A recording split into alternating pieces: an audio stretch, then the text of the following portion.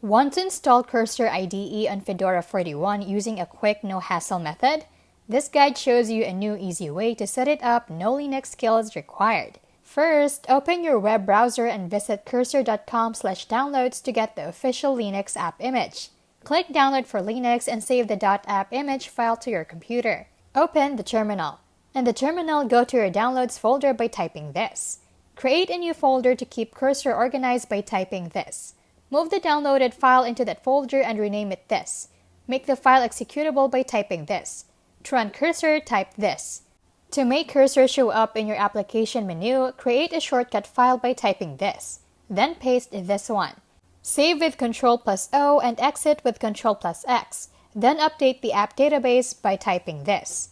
Now you can search for Cursor AI IDE in your applications menu and open it like any other app. You've just installed Cursor IDE on Fedora 41 using the easiest and most reliable app image method. Thank you for watching How to Literally, where we keep it smart, simple, and scam-free. See you in the next one.